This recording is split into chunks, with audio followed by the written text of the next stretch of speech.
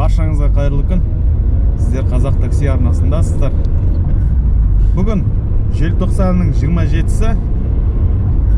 Мен қазір ай таксиге бара жатырмын. Бүгін жаңа жылға қарсы орнатылған конкурстың қорытындылары шығады. Сол жерге барып мен де қатысатын болдым. Жалпы ішінен көреміз бәрін. Бәрін өз көзіммен қарап көріп, тәуелсіз бақылаушы ретінде барып өз көзіммен қарап, сосын сіздерге арнап сол жерде қалай өтіп жатыр, қандай не болып жатыр, соның бәрін жаңағы не сол жерде қараймыз ғой қысқасы.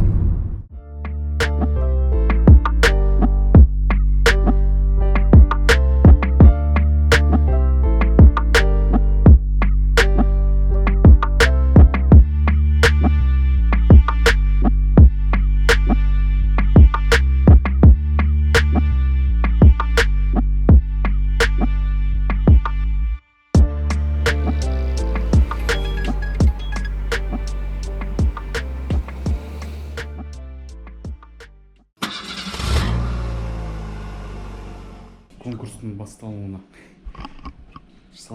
санаулы уақыт қалды, 12 минут. Естеріңізде болса, бір менде де 30 купон бар. Мынандай экранға қазір техникалық қалай ақпарат. Мына жерде біздің жүлделеріміз міне.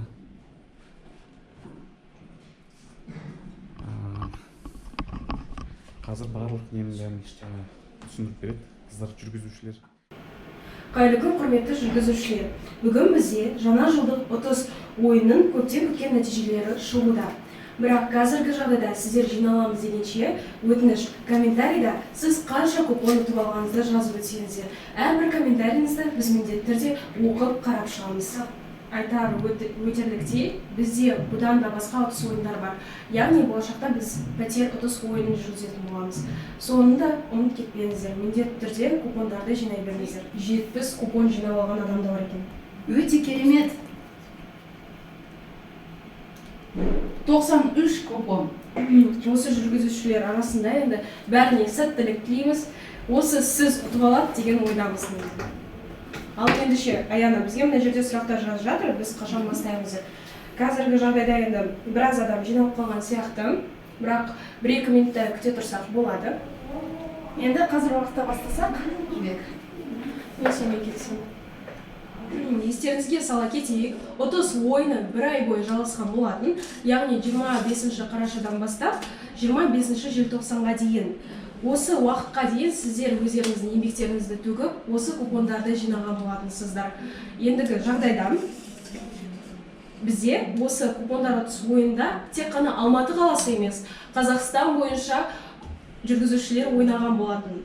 Егер біз сізге қоңырау шалған кезде сіз мүмкін телефонның тұтқасын көтермеген жағдайда да сіздер уайымдамасаңыздар болады. Ол купон сіздердің аттарыңызда қалады міндетті түрде. Және де егер сіз Алматыдан емес басқа қаладан болғанның өзінде де біз міндетті түрде ол сыйлықты сізге жеткіземіз. Отлично. Сейчас давайте мы объясним вам, как у нас в целом будет проходить розыгрыш. Здесь у нас имеется база со всеми водителями, со всеми вашими купонами. Мы будем их разыгрывать случайным образом. У нас имеется вот приложение, вот это у нас база с вашими купонами. Вся информация у нас имеется, все купоны мы учли, не волнуйтесь, мы все абсолютно посмотрели и все записали. Дальше у нас имеется приложение, рандомайзер называется.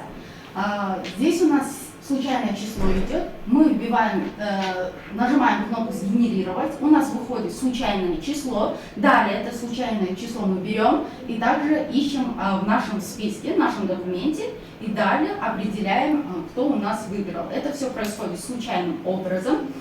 И также хотела сказать то, что если у вас имеется 20 купонов, то все 20 имен у нас будет высвечиваться. Точнее, если у вас 20 купонов, вы будете у нас в списке 20 раз высвечиваться. Поэтому я и говорю, что если больше купонов, больше шансов выиграть. В данное время цифра у нас 1, и мы сейчас вот будем генерировать случайное число.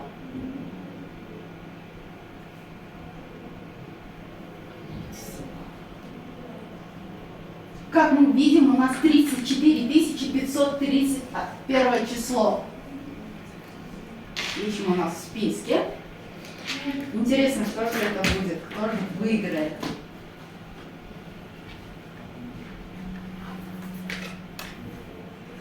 Біздің осы 34.531 деген санның арасында Қосмұхамбетов Ильяс Қылыштыбаевич деген кісі ұтып алған екен. Очень круто, Ильяс, мы вас поздравляем. Вы у нас выиграли держатель для телефона. Это очень прекрасно и очень круто. А теперь, после держателя для телефона, у нас идет чехол для автомобиля. Это очень круто. Вот у нас имеются чехлы, и давайте мы его разыграем. Мұны 682 деген сан шыққан болатын, ал ендеше біз оны тексеріп көрейік. 1682. Давайте посмотрим, кто у нас имеется под этим номером. Тепляков Олег Васильевич. Отлично. Так, Олег, давайте попробуем до вас дозвониться. Ал енді осы кісі тұтқан алады деген үміттеміз, шыны керек. Видимо, все водители у нас на заказе, все водители у нас заняты. Но на самом деле, с одной стороны, это круто, то, что вы усердно так работаете, все заказы забираете себе. Бірақ аяғында бізде алда енді пәтер ұтыс ойыны болады ғой. Иә. Соған бонустарды жинап жатқан шығар. Бонустармен купондарды. Возможно, да, у нас скоро будет прямой эфир. В феврале мы будем разыгрывать квартиру. И для этого купона тоже нужно будет. Так, Олег у нас с города Кокшетау. Здравствуйте, Олег. Меня зовут Аяна. Я вам звоню с Такси Про. Хотим вас порадовать с отличной новостью. Вы выиграли у нас чехол для автомобиля. Чехол для автомобиля вы выиграли. Вы у нас участвовали в розыгрыше. Верно? Вы у нас зарабатывали купоны, участвовали в розыгрыше 23 приза. Верно? Вот, хотим сообщить, что вы выиграли у нас чехол для автомобиля.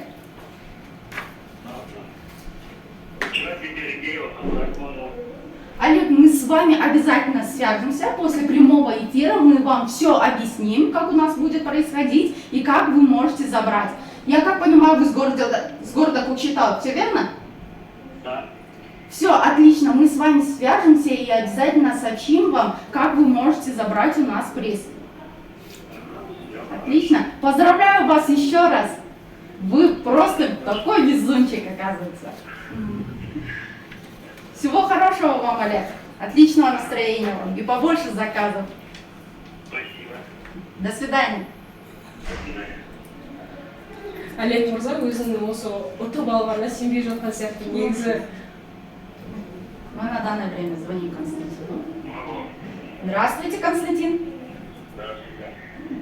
Меня зовут Аяна, я вам звоню с Такси Про с отличной новостью. Хорошо.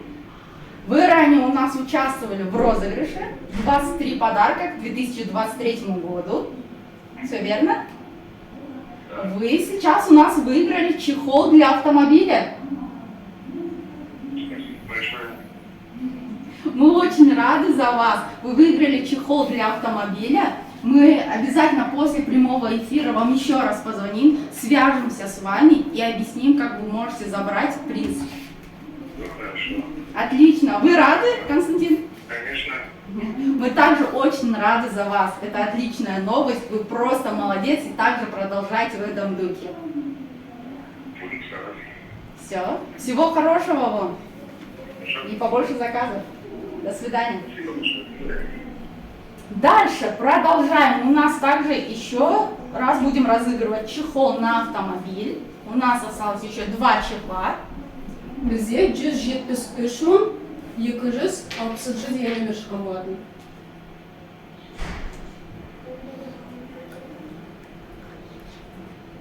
Ал ендеше тексеріп көрейік.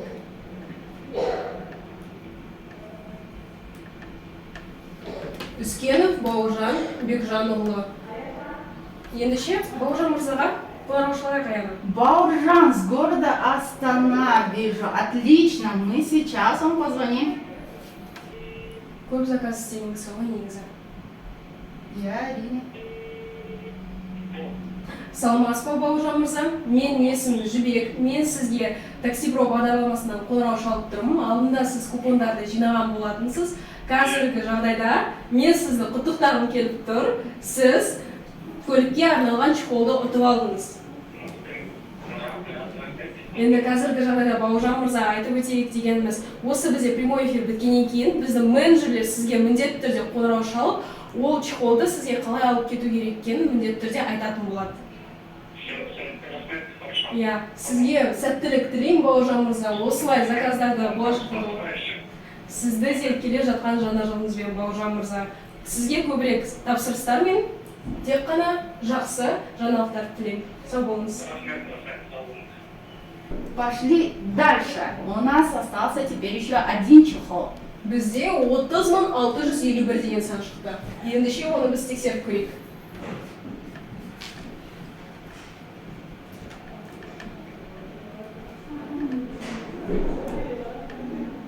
Асанбеков Асхат Жамалбекович, Алматы қаласынан. Асхат с города Алматы. Отлично. Давайте позвоним Асхату. Ну, Асхат. Асхат мырза қазір тапсырыста шығар. Возможно, да. Все собирают купоны для квартиры теперь.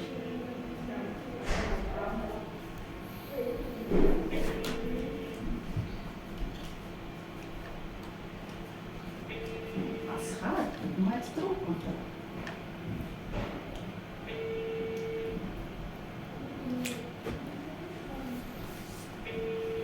Ну хорошо, да, на самом деле, наверное, Асхат чем-то занят, и очень надеемся, что он сейчас забирает все купоны для квартиры. Давайте продолжим дальше, мы с Асхатом обязательно свяжемся после прямого эфира. Теперь мы все чехлы разыграли, и у нас следующим идет это пылесосы для автомобиля. Это такая крутая штука, потому что не нужно свой пылесос нести с дома и как бы вот этот провод.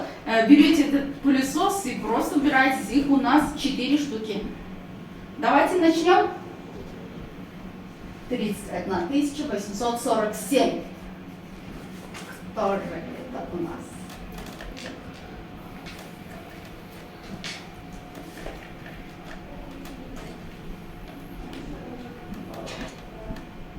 Афанасьев Евгений Васильевич с города Астана. Евгений, отлично. Давайте позвоним Евгению. Надеемся, что он возьмет трубку. Звоню Евгению.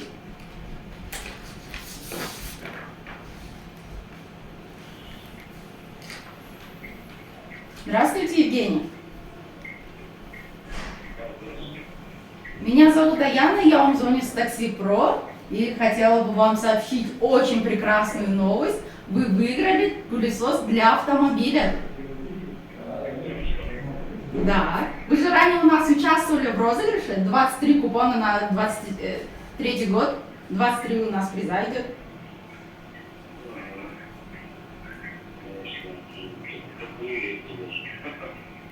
И вы сейчас у нас выиграли пылесос для автомобиля. Это очень прекрасная новость, думаю. Спасибо, да. Приятно, очень приятно. Спасибо большое. Отлично, Евгений. Также хотела сказать, то, что сейчас после прямого эфира мы с вами обязательно свяжемся и сообщим, как вы можете забрать свой приз. Все, понял вас. Благодарю. Благодарю. И вот спасибо вам большое. Продолжайте в том же духе. С наступающим вас Новым годом и желаю вам удачи. Спасибо. Всего хорошего вам. До свидания. До свидания. Теперь следующее идем. 141.503 номер. Ендеше бұл кісіні біз тауып көрейік. Окей, кто же у нас на этот раз? С какого города?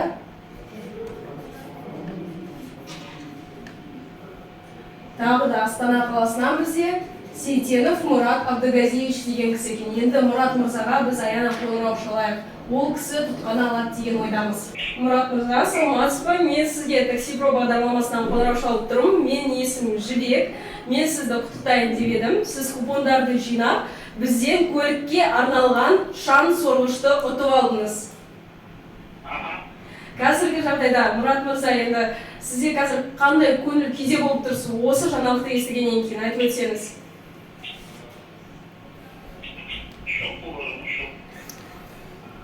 Мурат мырза, мен сіз толықтай түсіндім.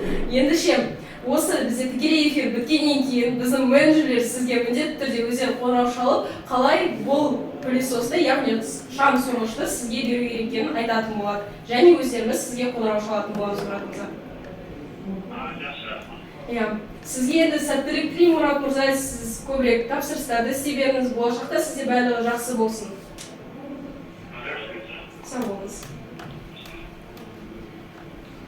Мурат был в шоке, конечно, от такого выигрыша. Давайте продолжим дальше. 144.173 деген сан шықты. Ал ендіше біз бұл кісінің тексеріп көрейік.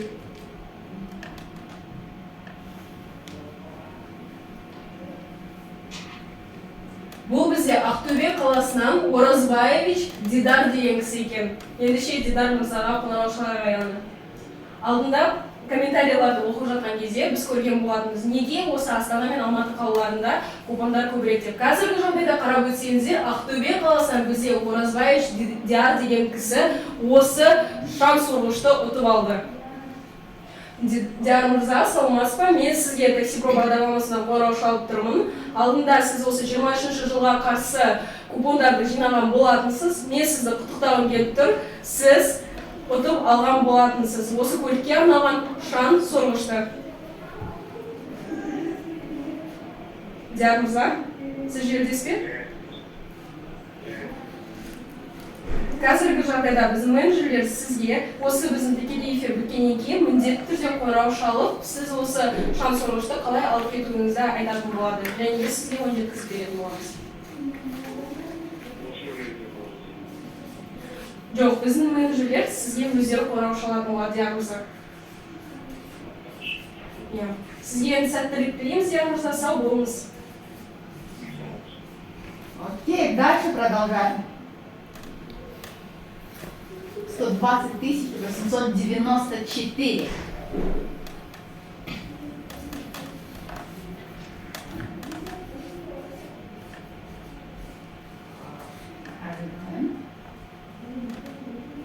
Олег с города Карагандар. Шикарно. Здравствуйте, Олег. Меня зовут Аяна, я вам звоню с Такси Про и хочу сообщить вам прекрасную новость, что вы выиграли пылесос для автомобиля. Серьезно? Да. Не может такого быть. Никогда не выигрывал, знаете, блин. Видите, вы просто прекрасный, везучий человек. Вот, думаю, этот день был именно вашим. И вот сегодня вы смогли выиграть. Я просто в шоке. Спасибо, огромное. Вас также с наступающим, мы очень рады за вас. Также хотела бы сообщить, что после прямого эфира мы обязательно с вами свяжемся и сообщим, как вы можете забрать приз. Хорошо, спасибо. Всем спасибо вам. Я не подписан. Во сколько будет, не будете? У нас идет на данное время прямой эфир. После него мы вам сообщим. Созвонимся с вами. Все, спасибо огромное. Всем удачи и добра. Все отлично, спасибо вам большое. Всего хорошего. Всего хорошего. У нас очень позитивный водитель. Да, очень позитивный, это очень круто, когда такая эмоция идет. И на самом деле у нас тоже такие же эмоции, мы тоже очень рады, мы также очень волнуемся вместе с вами. Давайте дальше продолжим. У нас последний остался, верно? У нас сейчас следующим Аяна идет уже аккумулятор. Аккумуляторы, все прекрасно. Это очень нужная вещь, кстати. 150 517. Давайте посмотрим, кто у нас под этой цифрой.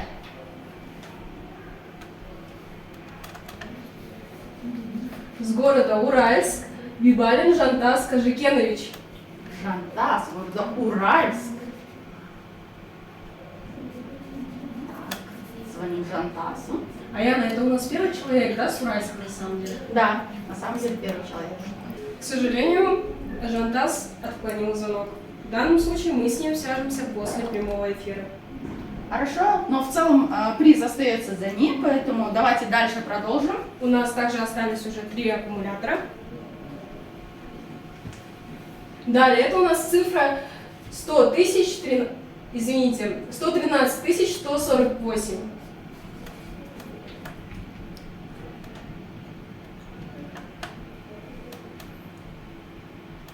Қарағанды қаласынан Бакырбаев Бернат Өрікбайұлы. Енді Бернат мырза телефон тұтқасын алса жақсы болар еді. Да, это было очень хорошо и очень надеемся на это. Здравствуйте, Бернат.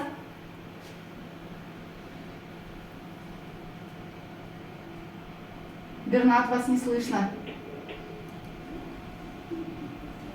К сожалению, Бернат отклонил наш звонок, то есть отключился. В данном случае мы ему перезвоним после прямого эфира. Отлично, давайте продолжим дальше. 47 38 сан шықты. Ал енді 47 038. Тоже у нас.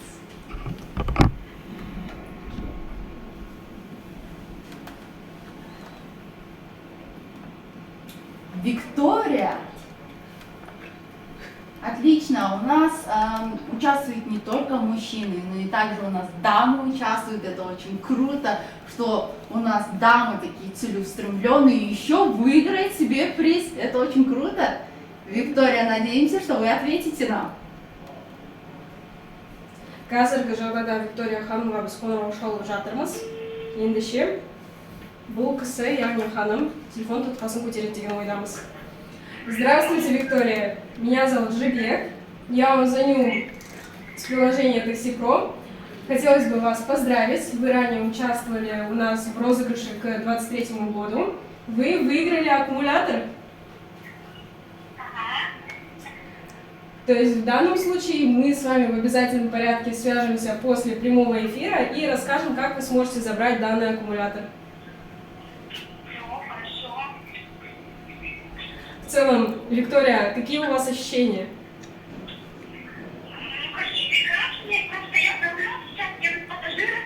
Все хорошо, тогда я вам желаю удачи, побольше вам заказов, Виктория. Всего вам доброго, до свидания. Отлично, как я поняла, то, что Виктория у нас была на заказе, верно? Все верно. Она также выиграла и еще сейчас на заказе. Ендеше, аяна бізде бір аккумулятор қалды. Енді ол аккумуляторды біз қазір қай адамға табыстайтынымызды тексерейік. 212 483 деген сан шықты, ал ендеше тексеріп көрейік. Отлично. Проверим, кто у нас. Асланбек с города Ақтөбе. Қазіргі жағдайда осы Асланбек мырза ең соңғы аккумуляторды алып кетуде. Аккумулятордан кейін бізде ұтыс ойына видеорегистраторлар қатысатын болады, оны ұмытпайық. К большому сожалению, также не дозвонились. Но обязательно после прямого эфира позвоним, созвонимся и сообщим эту прекрасную новость. Ал ендеше аяна бізде 4 видеорегистратор қалды. Енді сол 4 видеорегистраторды біз кімге табыстайды екенбіз, қазір енді соны тексеріп көрейік. Очень прекрасно, у нас видеорегистраторы остались. Давайте посмотрим, кто у нас выиграет. 153 644 сан шықты. Ендеше біз оны тексеріп көрейік.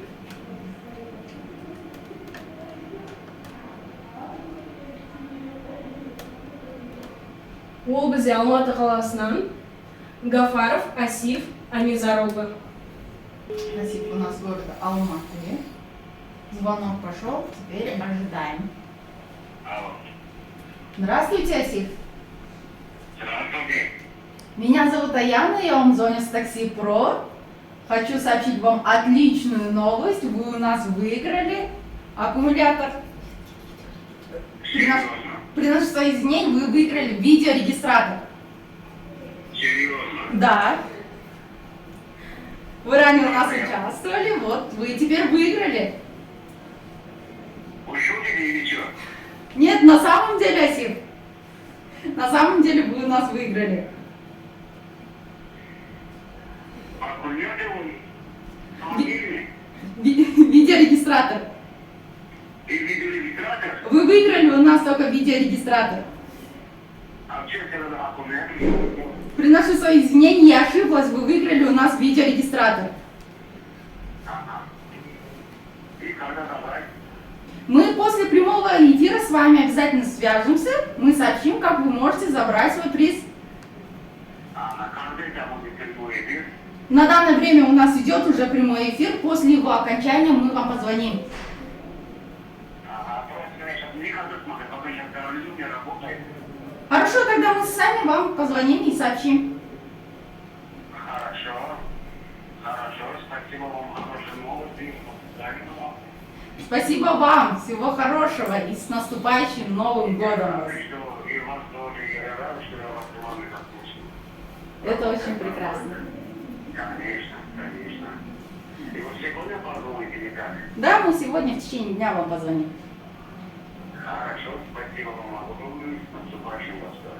Вас также спасибо, всего хорошего, до свидания. До свидания, буду вашей контактом. Хорошо.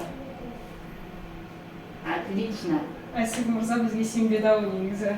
Да. Он очень не поверил нам, конечно. Ал ендеше 144.182 деген сан шығуда.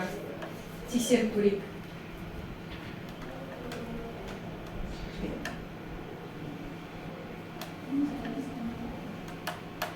Ол бізде Избастиев Нұрбол Болатұлы екен. Қазір кезде Нұрбол Мырзаның нөмерін теріп алайық. Козлорда, Нурбол у нас с этого города идет. Отлично, Нурбол. Надеемся, до вас мы дозвонимся. Ал ендеше Нұрбол Мырзаға біз қоңырау шалайық. Нұрбол Мырза, саламатсыз ба? Здравствуйте. Здравствуйте. Здравствуйте, Нурбол. Я вам звоню с Такси-Про. Ранее вы у нас как раз-таки выигрывали купоны. И в данном случае вы выиграли видеорегистраторы к 2023 году. Хотелось бы вас с этим поздравить. Это еще шутка? Это не шутка, Нурбол. Вы действительно выиграли видеорегистратор. Из-за того, что вы действительно выполняли заказы и за это получали свои купоны. Ну, спасибо. Как я могу получить? В данном случае у нас сейчас идет прямой эфир. После прямого эфира наши менеджеры с вами свяжутся и далее уже расскажут, как вы сможете получить свой приз. А я могу получать сейчас давление? Да, конечно, но смотрите, мы после того, как завершим наш прямой эфир, мы вам сами позвоним и после этого обговорим, как в целом вы сможете забрать свой приз. Он дорогой или дешевый? Он очень хорошего качества. Насчет этого вы можете не беспокоиться, потому что для наших водителей мы выбираем самые лучшие. Я получу именно это, что нормально? Да, все верно, видеорегистратор. Мне как валить трубу? Да, сейчас мы с вами попрощаемся, но будьте уверены, мы вам перезвоним. Все, окей. Да, спасибо вам большое. До свидания. Ага, до свидания. Что сказать? Он нам не поверил на самом деле, то есть именно в данном случае мы очень рады, что этот водитель смог выиграть, а теперь давай продолжим. Отлично, давайте дальше. 43 946. Давайте посмотрим. Казбек с города Астана. Отлично, давайте позвоним Казбеку.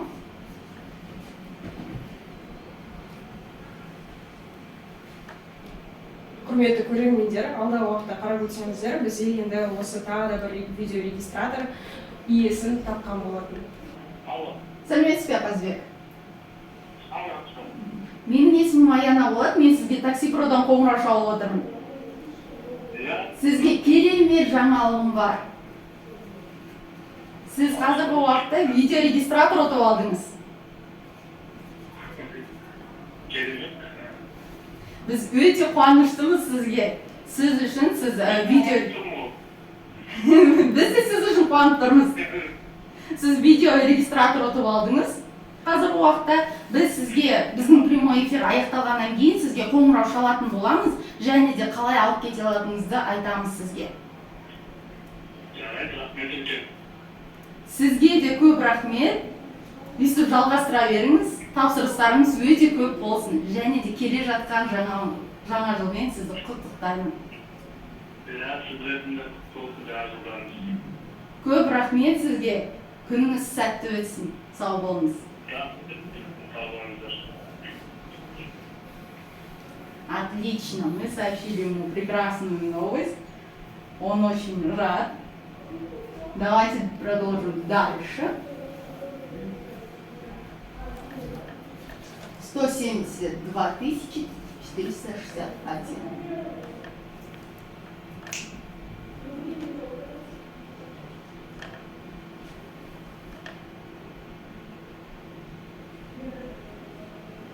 Ал ендеше ол бізде Сертегов Қайнар Оралович екен, Алматы қаласынан. Қайнар с города Алматы. Отлично.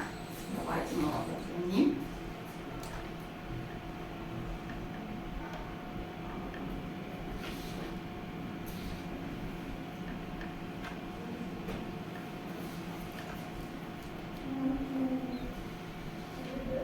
Пока ожидаем.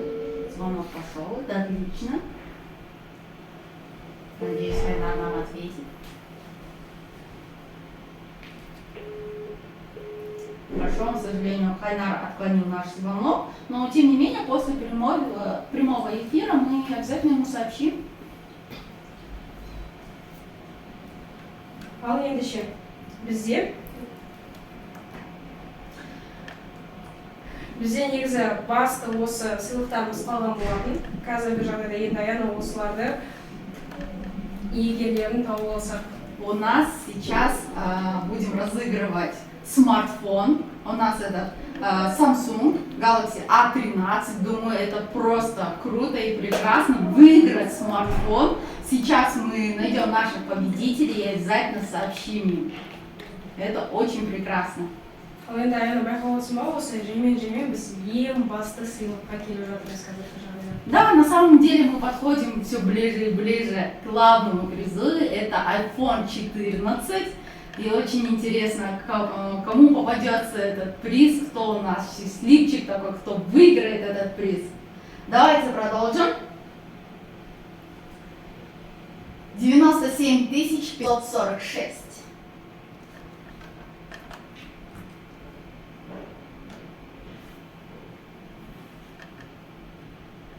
Ол бізде Жексен Рүстем Алдабергенұлы екен, Атырау қаласынан әмін. Рустем с города Атырау. Прекрасно.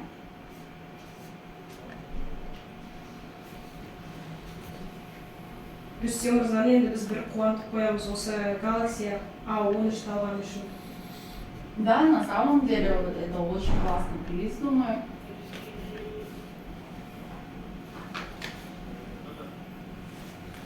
Рустем, сәлеметсіз бе? Менің есімім Аяна болады, мен сізге таксипродан қоңырау шалып тұрмын. Мен сізге өте керемет жаңалығым бар. Сіз бізде смартфон ұтып алдыңыз, Samsung Galaxy A13, A13. Мен өте қуаныштымын, Біз де өте қуаныштымыз сіз үшін. Сіз мені бүгінгі күнде бізде ұтып алдыңыз осы смартфонды.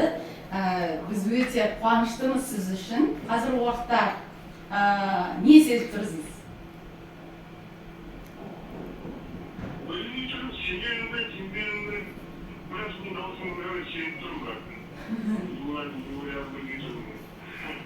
Рахмет, шынымен де сіз сенсеңіз болады, өйткені шынымен де сіз ұтып алдыңыз. Қазіргі уақытта бізде прямой эфир жүріп жатыр. Оның бітісімен біз сізге міндетті түрде қоңырау шаламыз және де қалай алып кетуіңізге болатынын айтамыз сізге. Рахмет, көп көп өте керемет таңдайлы программа. Біз де өте қуаныштымыз. Жақсы, мен сізге енді сәтті күн тілеймін. Біз сізбен міндетті түрде қоңырау шаламыз сізге. Ары қарай қалай істеуге болатынын айтамыз сізге. Жақсы, рахмет сізге. Сау болыңыз. Ал ендеше бізде бір смартфон кетті. Алда бізде әлі 3 Galaxy A13 бар. Енді тексеріп көрейік. Давайте начнем. 167.820 деген сан шыққан болатын. Енді бұл смартфон иегерін біз тексеріп көрейік.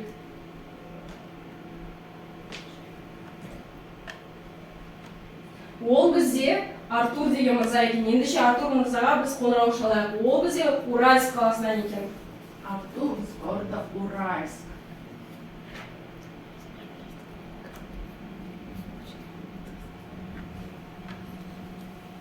Артур мырзаға біз қазір қоңырау шалып тұрмыз. Осындай жақсы жаңалықты айтатын боламыз. У Артура очень шикарный номер, кстати.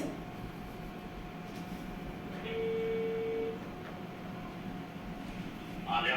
Здравствуйте, Артур. Я вам звоню с Такси Про. Да. Меня зовут Жибек. Мы хотели бы вам сказать очень приятную новость. Вы ранее у нас выигрывали купоны, и теперь благодаря этим купонам вы у нас выиграли смартфон Galaxy A13. Артур, на самом деле это ваш труд, хотелось бы вас поздравить. У нас сейчас, прямо сейчас идет прямой эфир, и после этого прямого эфира наши менеджеры с вами свяжутся и подскажут вам, как вы сможете забрать данный приз. Спасибо вам большое. Это вам спасибо большое, что выполняли заказ. И вас тоже с наступающим, Артур. Всего вам доброго, до свидания. До свидания. Артур Мурзада негізі таңдалып тұр қазіргі жағдайда. Ал ендеше бізде 158.960 деген сан шықты.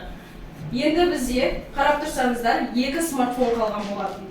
Яғни 2 смартфон бізде енді иегерлері бар. Ол бізде Арназ деген мырза екен. Арназ мырзаға енді біз қоңырау шалайық.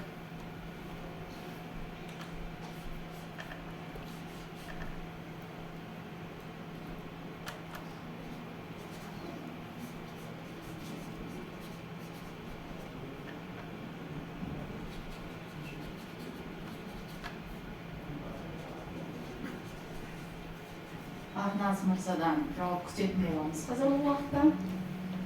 Арназ мырзаға мінекей біз қазір қоңырау шалып тұрмыз. Қазіргі жағдайда Артур алады деген сенімдеміз.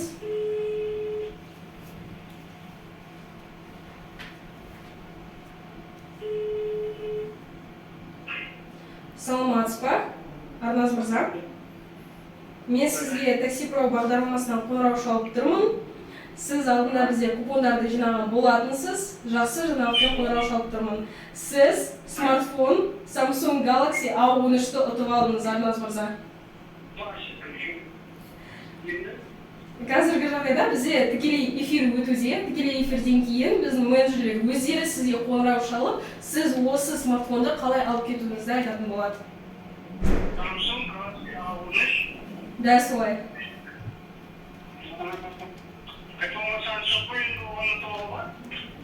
Кешіріңіз. Қайтып өтсеңіз. Қазіргі жағдайда сізге тек қана Galaxy A13 түсіп тұр. Мүмкін iPhone да сізге бұйыруы мүмкін. Жақсы, қазір прямой эфирге кірдім. Instagram қолданбайтын, просто жұмыс істеп так сау кетейін. Жақсы, мен сіз түсіндім, Арназ мырза. Сізді қайтадан құттықтаймыз. Іске сәт. Рахмет сізге. Сау болыңыз, келе жатқан жылына жылыңызбен. Рахмет. Ендеше аяна бізде бір смартфон қалды, яғни ол Galaxy A13-тің соңғысы. 120.620 деген сан шығыпты. Отлично, вот у нас остался последний смартфон, и после этого мы перейдем к айфону, уже долгожданный приз, который все, наверное, абсолютно ждут. Давайте посмотрим. Кайрат у нас города Атырау. Прекрасно. Давайте позвоним Кайрату.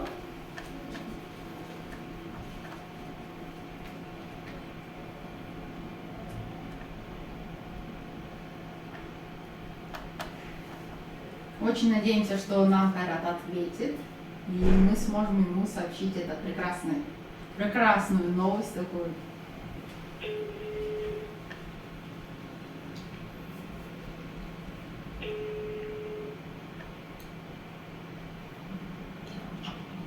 Сәлеметсіз бе, Кайрат?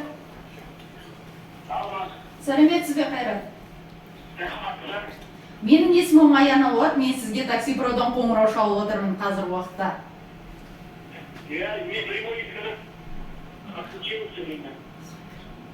Ештеңе қылмайды, бірақ та қазір уақытта мен айтқым келгені, сіз бізде смартфон ұтып алдыңыз, Samsung Galaxy A13.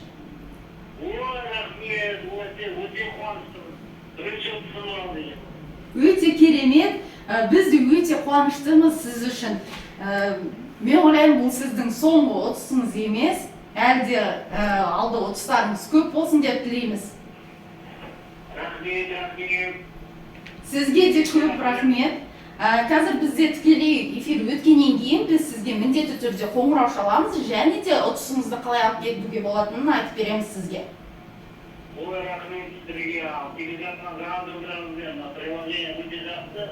Мен көптеңдер осы шынымен қолданып жүрмін. Сондықтан өте қуаныштымын. Осы болды ма радиодан алды. Рахмет сіздерге. Сізге де көп рахмет, біз де өте қуаныштымыз. Келе жатқан жаңа жылыңызбен құттықтаймыз, және де сізге сәттілік тілеймін. Әрине рахмет сіздерге. Сіздерге рахмет жұмыстарыңызға. Жақсы, сау болыңыз. Сау болыңыз. Он очень радостный. Это да, на самом деле был для него подарок перед Новым годом, и он говорит, что впервые выигрывает, и это очень круто, надеемся, что это не в последний раз.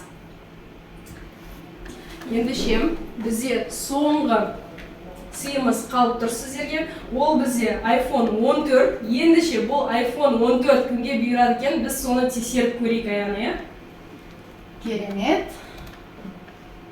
Давайте продолжим, посмотрим. iPhone 14, долгожданный приз. 3410 деген сан екен, Аяна. Давайте посмотрим.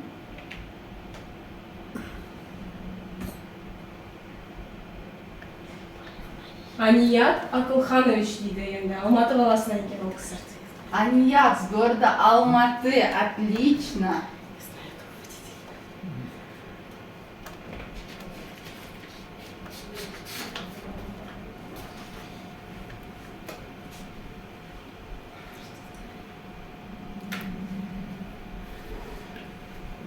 Давайте сообщим эту прекрасную новость Анияту, что он выиграл наш самый главный приз iPhone 14.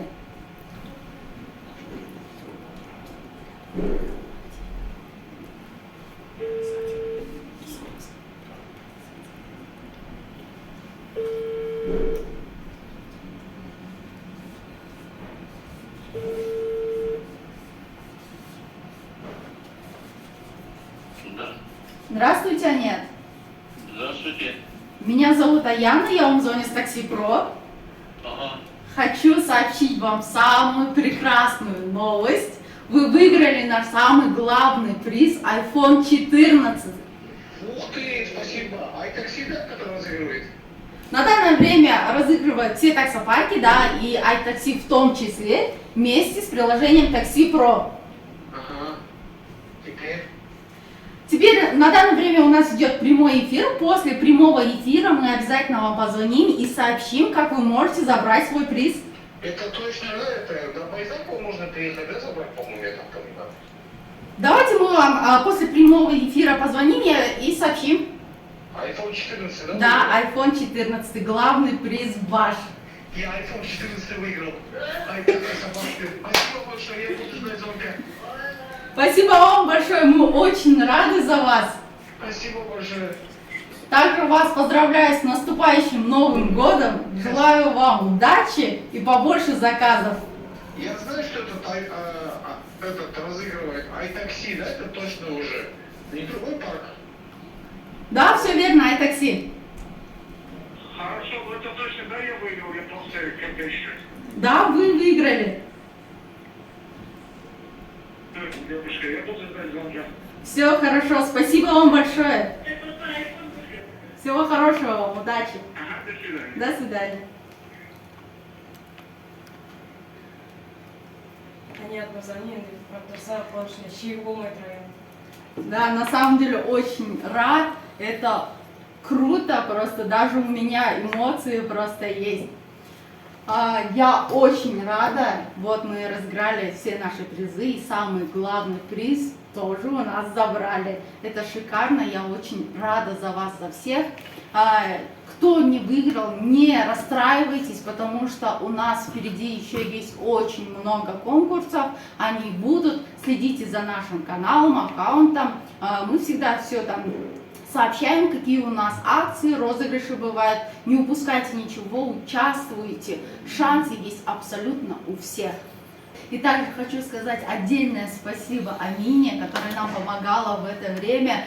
Все вот этим процессом занималась Амина. Всем большое спасибо за участие, продолжайте. У нас еще будут очень много розыгрышей, призов, купоны и так далее. И также напоминаю, что в скором времени мы будем разыгрывать квартиру. Это будет в 2023 году, в феврале будет. Ожидайте, у вас еще есть время, поэтому собирайте купоны. Чем больше купонов, тем больше шансов выиграть. Енді айта өтерлік, негізі осы сыйлықтарды көрдіңіздер ғой. Біздің жүргізушілер ұтып алып жатқан. Болашақта біз осымен тоқталмаймыз. Болашақта бізде тағы да неше түрлі акциялар мен осындай конкурстар болады. Міндетті түрде ойнаңыздар, бақтарыңызды ашып көріңіздер. Мүмкін сізде де осы бір сыйлығыңыз бар болатын шығар. Өйткені енді біздің осы жүргізушілерді көріп тұрдыңыздар ғой. Олар өздері сенбеді осылай ұтып алып тұрғандарына. Ендеше бізде болашақта осы 23-ші жылы пәтер ұтыс ойыны болады. Міндетті түрде қатысыңыздар, міндетті түрде тапсырыстарды істеп, осындай купондарды жинап, мүмкін сол пәтер сіздікі болатын шығар. Енді осымен сізге тағы да рахметімізді айта кетсек, біз өте қуаныштымыз, және де сіздермен тағы да тікелей эфирде кездесетін боламыз. Көп рахмет. Сау болыңыз. Сау болыңыздар. Всем пока! Интересная реакция была. Видеорегистрация с города Алматы выиграл.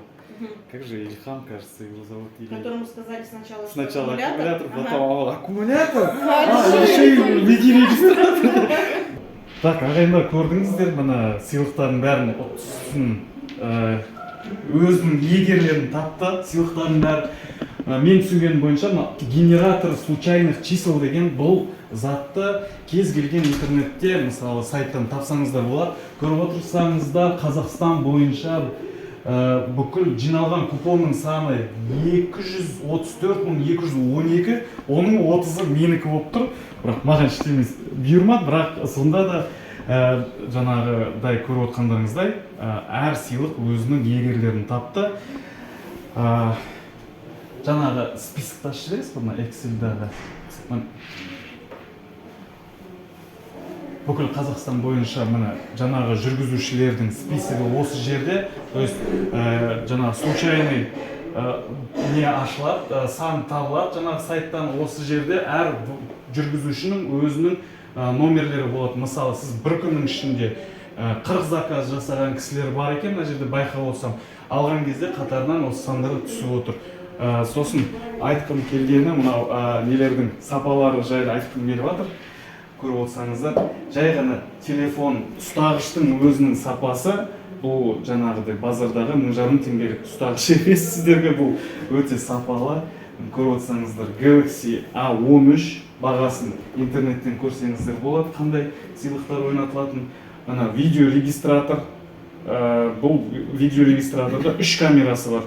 Бұл, то есть сіздерге парктроник ретінде көмектеседі, салонды да түсіп отырады, таксистерге өте керекті зат. Менің көлігімде де осындай зат, бірақ бұдан сәл сапасыздау шығар, бағасы аздау болып қалуы мүмкін. Содан кейін мына шаң сорғыштың нелерін көрсеңіздер болады, барлықтарын, аттарын, нелерін. Содан кейін өздеріңіз интернеттен көрсеңіздер болады, бұл қандай шаң сорғыш, қандай сапалы аккумулятор. Сосын ең басты сыйлық iPhone 14. Сәлеметсіздер ме? Бүгін біздің офиске қонақ ретінде келіп тұрған кісі, ол Асхат Мырза, ол бізде Алматы қаласының жүлдегері.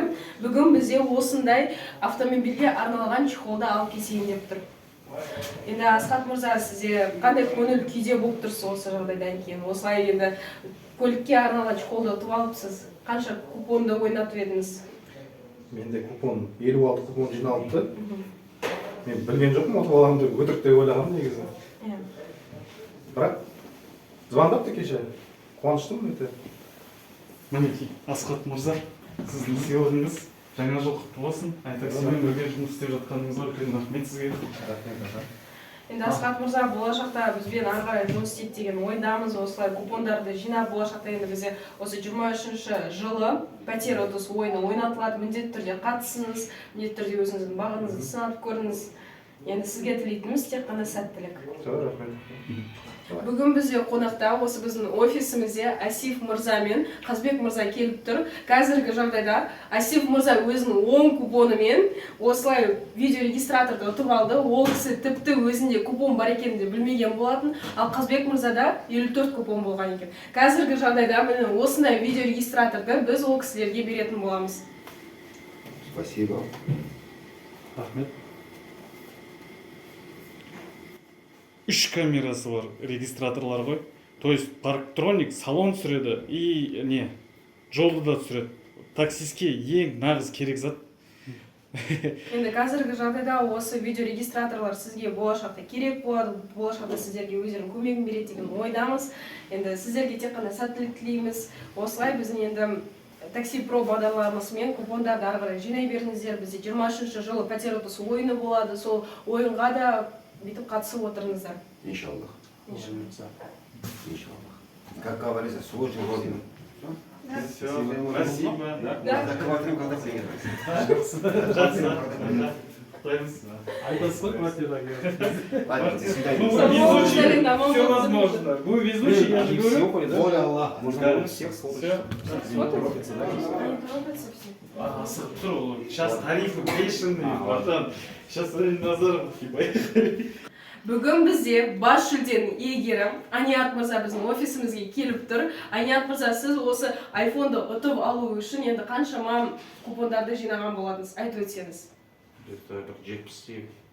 70 купон ішінде осы, қараңыз, сіздің бір купоныңыз бүйтіп қарап тұрса, осы айфонның бір билеті болды десек болады. Енді Аниат Мырза, сізді құттықтаймыз. Бұл айфон енді сізге тек қана жақсылыққа жарасын. Болашақта енді бізбен жұмыс істей беріңіз, осылай купондарды жинай беріңіз. Болашақта бізде әлі 23 жыл пәтер ұтысы ойыны болады. Міндетті түрде қатысыңыз. Иншаллах. Рахмет. Осындай водительдерге поможет, да, на русском? Да? Вроде это, спасибо тем организаторам, которые так мотивируют водителей. Это сейчас не какой-то фальш. Я до этого участвовал в первом розыгрыше Рено, потом участвовал в Крете. Ну, как бы смотришь, эфир смотрел, то есть, ну, а вчера получилось так, что я просто приехал со смены, спал. И когда мне позвонили, сказали, что я выиграл, я еще, честно говоря, наполовину информацию воспринял, половину информации еще не воспринял. Ну, и ситуации были такие, что, то есть, никогда не выиграл, в том плане, что были 4 приза, а 3 участника как-то умудрялся пролетать. Но тут, видимо, все-таки накопилась фортуна. И, не знаю, ребята, кто участвует, верьте. Тоже не верил, тоже победы подозрения. Первую мысль, когда мне позвонили, я думал, мошенники звонят. Честно вам скажу, хотел спросить, теперь же кого 2000 можешь перевести. А оказывается, действительно, есть это такой на Новый год хороший такой подарок, мотивация. Спасибо большое организаторам. Надеюсь, будем далее сотрудничать. Всех с Новым годом. Я реально не понимал, что происходит. Потом только уже. Даже какие-то эмоции в полусонном виде, а потом я уже осознал, начал эфир в записи посмотрел. Вот смотрю эфир, моя фамилия. И не могу еще понять, я не я. Не думаю. Поздравляем Да, вас. спасибо. Жене как раз подарок на Новый год. Ой, вообще счастливая жена. Да, счастливая. Я, честно, не любитель айфона. Для нас, водителя, iPhone вообще не нужен, по Да, идее. да. Вот у У меня нас, тоже. чтобы Андрей нормально работал. Честно. Ну, это Это же опять просто, видите, мотивация. Да, конечно, дополнительная Да, мотивация. Дополнительно. Ну, вообще, ты тут зарабатываешь, и еще сверху тебе на, короче, подарки. Ну да. Это классно. Не каждый день, ну, приятно. На всю жизнь такие вещи запоминаешь. Да, Рахмет все. большое. Я могу идти ругаться не будете? Идите. Ругаться не будете? Почему? Все, вы ваш Я подарок могу задерживать. задерживать информацию. Рахмет Всё, большое. всё, Сау болыңыздар. ойланып отырмын не қосам деп қосатын ештеме жоқ, бәрі айқын, бәрі адал өтуде. Мен бұл паркте 4 жыл болды ғой, 4 жылдан асып кетті ғой жұмыс істеп жатқанда. Жыл сайын қатысам, бірақ бірінші рет осындай оператор ретінде жаңа түсіріп, өзім көзіммен көріп, бәрі қалай өтіп жатқанын, подаркілерін алып жатқан кісілерді көріңіздер. Өзіміз сияқты бәрі такси жүргізіп жүрген жігіттер, жаңа бәрі жиналып, бәрі не қыламыз дегенше біраз әңгімелесіп отырдық. Сол жерде жаңағы попутчик жайлы әңгімелестік. Бұл Алматы қаласынан 4 адам. Мысалы өз тәжірибемде көп болады ондайшы. Жаңа 10-12 тапсырыс орындағаннан кейін кішкене уже аяқ қақсап, бел ауырып, пробкамен жүріп шаршайсың да, қойшы қайта салам ба дейсің да бір кезде. Қой 15-ке жеткізе салайын, жаңағы купон ала салайын деймін да, бұл қосымша мотивация береді маған. Сөйтіп жинайсың, жаңағы қызық өзіңе. Кісілердің жаңағы көбісі үйде ұйықтап аттым деді, біреулері жұмыстарын істеп жүре береді, отырып жатса приятно болып қалады. Сол үшін сондай. Ал егер сіздер де өйстіп жұмыс істеп, жаңағыда купон жинап, әртүрлі бұл iTaxiде әр мейрамға демеймін, бірақ главный деген мейрам, басты мейрамдарға жаңағы осындай конкурстар өткізіп отырады. Жаңағы такси про қосымшасын жазып аласыз, сол жерде купондар жинайсыз, сол жерде қатысасыз, сол жерде барлық нелердің результаттарын көресіздер. Тікелей эфирде өтеді, ұтыс бәрі жаңағы инстаграмда. Ал егер сіздерде iTaxiге тіркеліп жұмыс істегілеріңіз келсе, видеоның сипаттамасына WhatsApp номерімді қалдырам, сол жерге жазып, сол жерден тіркеліп, жаңағы басты сұрақтарға қолымнан келгенше көмегін беремін, және басты сұрақтардың бәріне жауап беруге тырысып жүрмін. Өтініш таңғы сағат 9-дан кешкі 10-ға дейін жазсаңыздар, бұндай конкурсты өзім барып түсіріп жатқан бірінші рет болғандықтан қатты жаңағы не қылмаңыздаршы, пожалуйста. Өзімді примерно біліп тұрмын қазір, мына видео деген қандай болатын. Келесі видео жаңа жыл түнінде жұмыс істеймін. Мен өз басым жаңа жыл сайын жылда жұмыс істеймін негізі. Әртүрлі қызық адамдар кездесіп жатады. Көреміз енді бұл жылда. Жаңа жыл күні жұмыс істеген маған ұнайды. Өйткені адамдардың көңіл күйі деген 300% болып тұрады ғой. Чаевые жақсы беретін. Сол үшін жаңа жылдық сменаны түсіретін боламын каналға. Арнаға жазылмаған болсаңыздар, жазылып қойыңыздар. Сол қасында қоңырауды басып қойыңыздар. Реакцияларыңызды жазып отырыңыздар, пікір қалдырып отырыңыздар. Жаңағы видео ұнаса лайк, ұнамаса дизлайк басуды да ұмытпаңыздар. Не үшін ұнады, не үшін ұнамады, соны жазып отырсаңыздар болады. Конструктивный қылып жазсаңыздар, барлықтарыңызға жауап беріп жүрмін әзірше. Келесі видеода жолыққанша бәріміз аман есен сау болайық. Алмайық. Келе жатқан жаңа жылдарыңызбен құттықтаймын барлықтарыңызды.